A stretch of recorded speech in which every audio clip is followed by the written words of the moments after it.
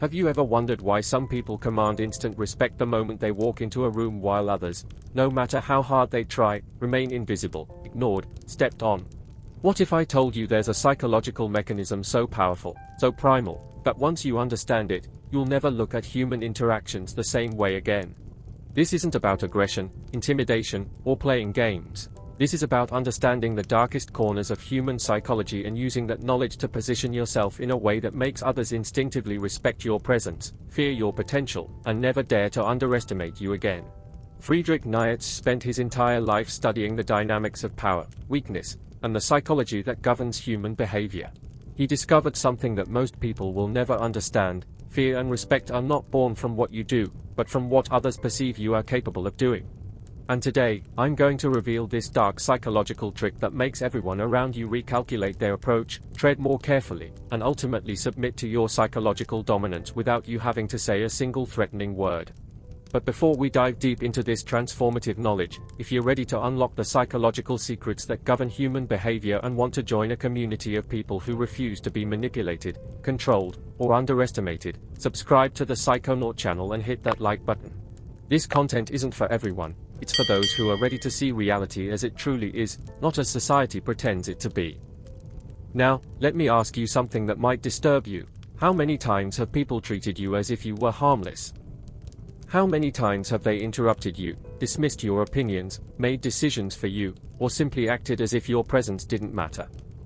This happens because they have categorized you as psychologically safe, predictable, controllable. But what if you could change that perception forever?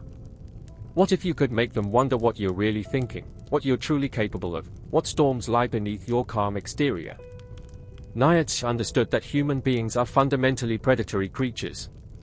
We assess threat levels, we calculate risks, we determine hierarchies based on our primal instincts for survival.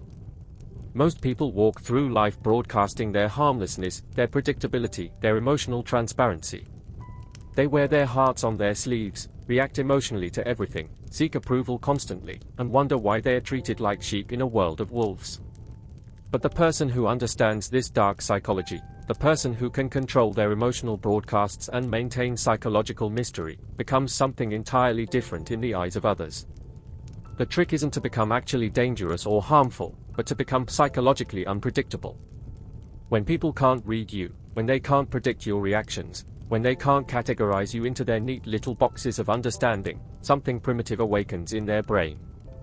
It's the same instinct that makes them cautious around a sleeping predator. They don't know if it's truly sleeping or just waiting. They don't know its intentions, its capabilities, its limits. And that uncertainty breeds a respect that borders on fear. Most people live their entire lives as open books, emotionally reactive, seeking validation, explaining themselves constantly, trying to be liked and understood by everyone. They broadcast their insecurities, their triggers, their weaknesses like a neon sign. They react predictably to criticism, praise, rejection, and acceptance. They are psychological pushovers because everyone around them has mapped their emotional territory and knows exactly which buttons to push to get the desired response. But Nietzsche spoke of a different kind of person, what he called the Übermensch, the one who has transcended the need for external validation and operates from an internal locus of power. This person doesn't seek to be understood by everyone because they understand that being mysterious, being psychologically unpredictable, is far more powerful than being an open book that anyone can read and manipulate. Think about the people who command your respect, who make you think twice before approaching them, who seem to operate on a different level than everyone else. What do they have in common? They don't explain themselves constantly. They don't seek your approval. They don't react emotionally to every provocation. They maintain a psychological distance that makes you wonder what's really going on in their minds. They have cultivated what Nietzsche called psychological depth, the sense that there are layers to them that most people will never access or understand. The dark psychology trick that makes everyone fear you is actually quite simple in concept but requires tremendous psychological discipline to execute. You must become comfortable with being misunderstood and you must never fully reveal your hand. When someone tries to provoke you and you respond with calm observation instead of emotional reaction, they begin to wonder what kind of person they are dealing with. When someone expects you to seek their approval and you remain completely indifferent to their opinion, they start to question their own power and influence. When someone tries to manipulate you using the same tactics that work on everyone else and you remain unmoved, they begin to fear that you see right through them. This isn't about being cold or cruel. This is about psychological sovereignty. It's about operating from a place of internal strength that doesn't require external validation or constant emotional expression.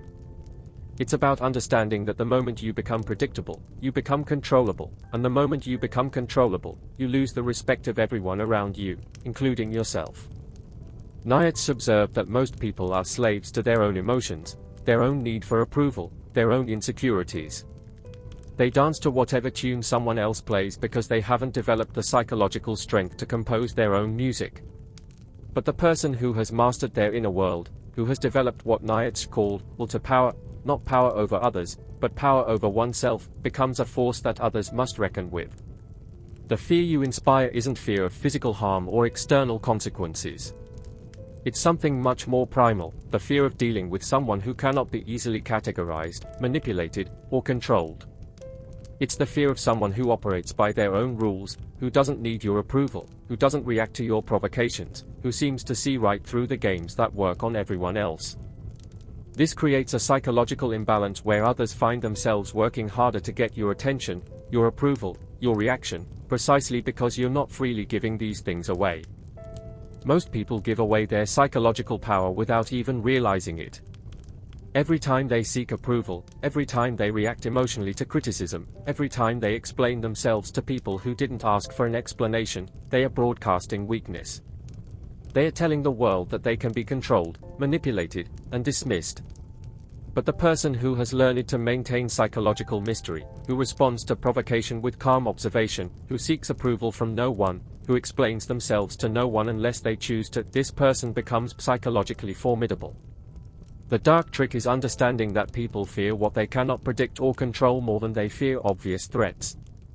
A person who screams and threatens is easy to understand and therefore easy to handle. But a person who remains calm when others expect emotion, who stays silent when others expect justification, who withdraws when others expect engagement, this person becomes a psychological enigma that others approach with caution and respect. Nietzsche wrote about the concept of amor fati, love of fate, acceptance of what is. But there's a darker interpretation of this concept.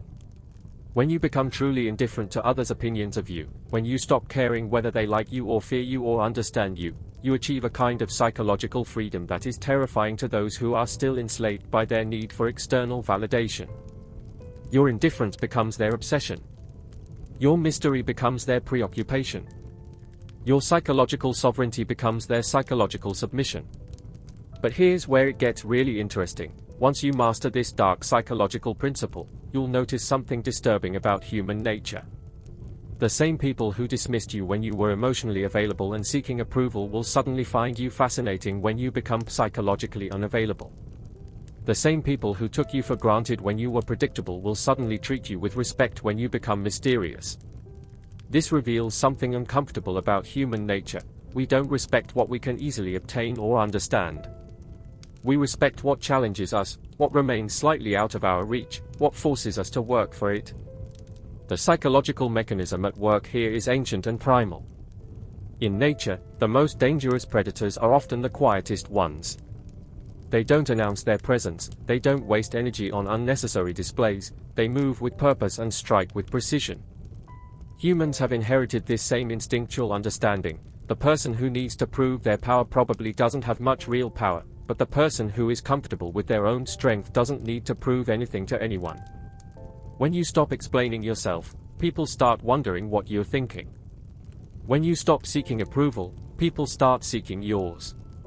When you stop reacting emotionally to every provocation, people start wondering what it would take to actually affect you. This psychological shift is profound because it reverses the traditional power dynamic. Instead of you working to get their attention, approval, or understanding, they find themselves working to get yours. But this dark psychology comes with a price, and Nietzsche was honest about this cost. When you become psychologically sovereign, when you stop playing the approval-seeking games that most people live by, you will lose some people. Those who benefited from your emotional availability, your predictable reactions, your constant need for validation, they will feel uncomfortable with this new version of you. They may accuse you of being cold, distant, or arrogant. But understand what's really happening. They're not upset because you've become a worse person, they're upset because you've become a person they can no longer easily control or manipulate. The truly powerful person, according to Nietzsche, is not the one who dominates others through force or manipulation, but the one who has achieved mastery over themselves.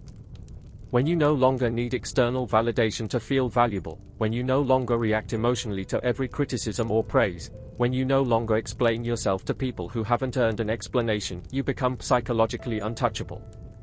And psychological untouchability is the foundation of the kind of respect that borders on fear. This dark psychology trick works because it taps into something fundamental about human nature. We are wired to be more cautious around things we cannot predict or control. When you become psychologically unpredictable, not chaotic or unstable, but genuinely mysterious and self-contained, people's primitive survival instincts kick in. They begin to treat you with the same respect they would show to any force they cannot fully understand or control. The beauty of this psychological principle is that it doesn't require you to harm anyone or act unethically.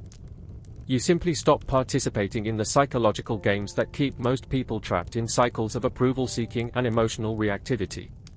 You stop explaining your decisions to people who didn't ask for an explanation. You stop defending yourself against criticism from people whose opinions don't matter to you. You stop seeking validation from people who have not earned the privilege of judging you. But perhaps the most powerful aspect of this dark psychology is how it changes your own internal experience. When you stop living for external validation, when you stop defining yourself by others' reactions to you, when you stop explaining yourself to everyone who questions you, you discover something profound. You were always the only person whose approval you truly needed. The psychological games, the constant seeking of external validation, the emotional reactivity to every criticism, all of that was just a prison you had built for yourself. Nietzsche understood that true strength is not the absence of feeling, but the mastery of feeling. The person who inspires fear-tinged respect is not emotionless, but they have achieved mastery over their emotional responses. They feel deeply but react strategically. They care about many things, but they don't let their caring make them vulnerable to manipulation. They have desires and preferences, but they don't let these become weaknesses that others can exploit. The final aspect of this dark psychology that we must address is the responsibility that comes with this power. When you become someone who inspires respect through psychological mystery and emotional sovereignty, you hold a kind of influence over others that can be used for good or ill. Nietzsche spoke about the concept of noble spirits, those who use their strength to elevate rather than to dominate, to inspire rather than to intimidate. The goal is not to make people fear you for the sake of control, but to command respect through psychological strength that others find inspiring rather than threatening. As you begin to implement this dark psychology in your own life, you'll notice immediate changes in how people interact with you. Colleagues who used to interrupt you will wait for you to finish speaking. Friends who used to take you for granted will begin to value your time and attention. Family members who used to dismiss your opinions will start to consider them more carefully. This happens not because you've become mean or threatening, but because you've become psychologically substantial. You've developed presence. But remember, this transformation is not about becoming isolated or developing contempt for others. It's about developing respect for yourself that is so complete that others cannot help but respect you as well. It's about understanding your own psychological worth so deeply that you no longer seek validation from external sources. It's about becoming so comfortable with your own thoughts, feelings, and decisions that you no longer need others to understand or approve of them. The dark psychology trick that makes everyone fear you is ultimately about becoming so psychologically self-contained that others recognize you as someone who operates by different rules, someone who cannot be easily influenced or controlled, someone who has achieved a kind of internal mastery that most people never develop. This recognition creates a respectful distance, a careful approach, a sense that they are dealing with someone substantial rather than someone superficial. And when you have achieved this psychological transformation, when people approach you with this newfound respect and careful attention, you'll understand what Nietzsche meant when he spoke about the will to power. It's not about power over others, but power over yourself so complete that others cannot help but recognize and respect your psychological sovereignty. You become someone who is feared not because you are dangerous, but because you are unpredictable, not controllable, and genuinely indifferent to their attempts at manipulation or control. This is the dark psychology that changes everything, the understanding that respect and fear are often two sides of the same coin, and that the person who has mastered themselves inspires both. Are you ready to stop being psychologically transparent and start being psychologically substantial? Are you ready to stop seeking approval and start commanding respect? Are you ready to discover what it feels like when people approach you with the caution and respect that you've always deserved? The choice is yours, but once you understand this dark psychology, you can never go back to being the person who gives away their power to anyone who asks for it.